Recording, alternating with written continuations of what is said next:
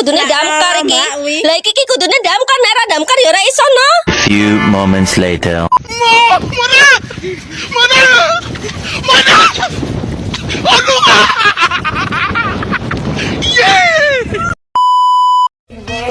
Just a feeling that I want you behind because it's something that is on. You're from my mind, I guess it goes that.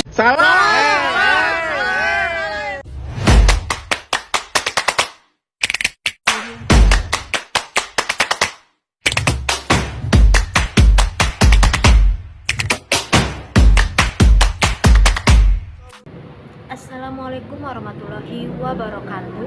Halo semua. Baiklah, di sini saya akan menjelaskan tentang materi akuntansi keperilakuan. Sebelum itu, saya akan memperkenalkan diri terlebih dahulu. Karena ada pepatah yang mengatakan tak kenal maka tak sayang. Perkenalkan, saya Elisan Chania Rahmadani dengan NIM 2101020051 dari jurusan akuntansi semester 6. Sebelum lebih lanjut, teman-teman, ada yang pernah dengar belum sih tentang akuntansi keperilakuan? Oke, mungkin dari teman-teman semua masih banyak nih yang baru dengar tentang akuntansi keperilakuan.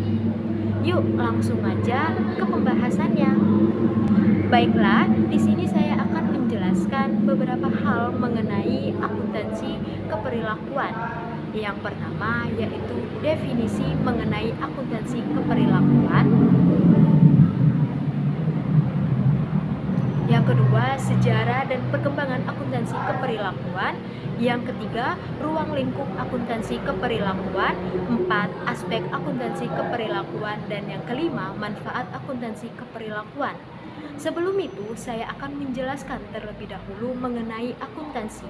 Jadi, akuntansi adalah sistem atau proses yang mencatat, mengelompokkan, meringkas, dan menganalisis serta menyajikan informasi keuangan suatu perusahaan, organisasi, atau individu.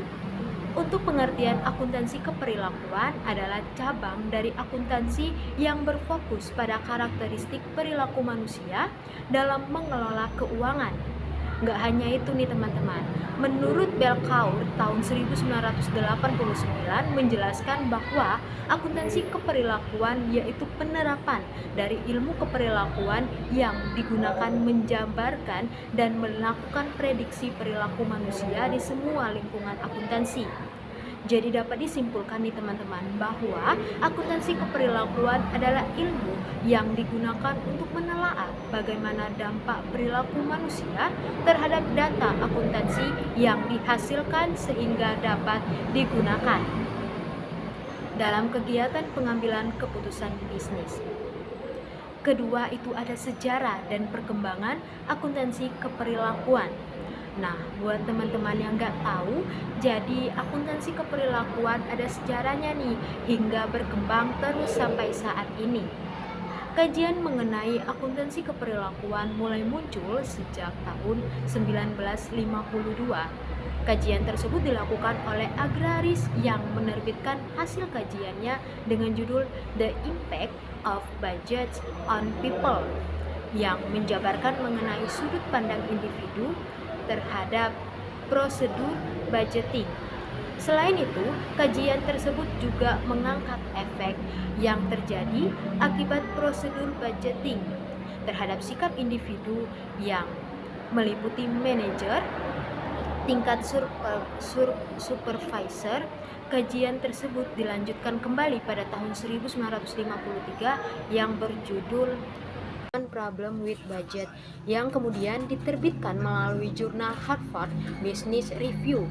Pada tahun 1966, Edwin H. Kaplan melakukan penelitian mengenai akuntansi keperilakuan yang diterbitkan dengan judul Behavioral Assumption of Management Accounting. Dalam artikel penelitian tersebut, Kaplan membandingkan hipotesis-hipotesis mengenai hubungan keperilakuan antara teori akuntansi manajemen tradisional dan teori akuntansi manajemen modern dengan praktik akuntansi manajemen.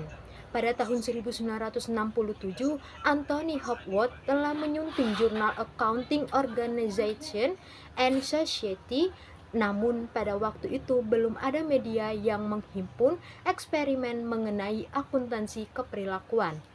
Pada tahun 1989, akuntansi keperilakuan mulai populer karena munculnya sebuah jurnal yang berjudul Behavioral Research in Accounting yang melingkupi riset-riset akuntansi keperilakuan, sehingga dapat mendorong perkembangan riset akuntansi keperilakuan hingga sekarang. Yang ketiga, ada ruang lingkup akuntansi keperilakuan yang mencakup 3 elemen.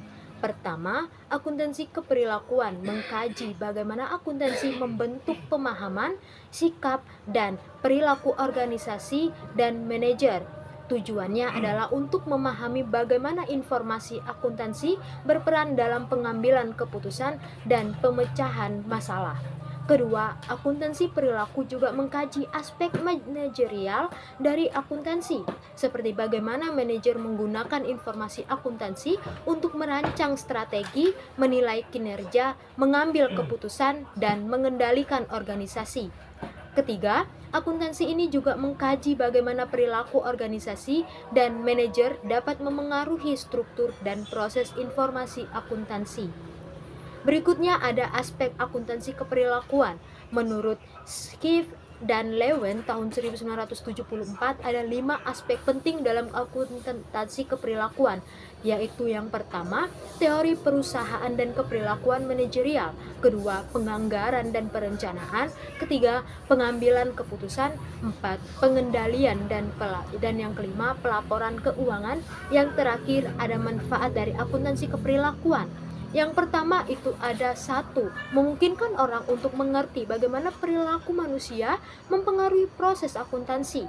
Yang kedua, membantu orang untuk mengerti bagaimana perilaku manusia dapat mempengaruhi hasil akuntansi. Yang ketiga, membantu dalam mengembangkan strategi yang lebih efektif untuk mengendalikan biaya, meningkatkan laba, dan memaksimalkan efisiensi operasional. Nah, teman-teman, mungkin itu saja nih pembahasan mengenai akuntansi keperilakuan yang dimulai dari pengertiannya, sejarah dan perkembangan akuntansi keperilakuan, ruang lingkup serta aspek-aspek dan manfaat mengenai akuntansi keperilakuan. Sebelum saya mengakhiri, saya ada pantun nih, ke pasar membeli ikan teri. Teri bagus ada di Banyuwangi. Selesai presentasi ini, mirip kita yang selesai tanpa memulai. Saya akhiri, wassalamualaikum warahmatullahi wabarakatuh. Bye-bye.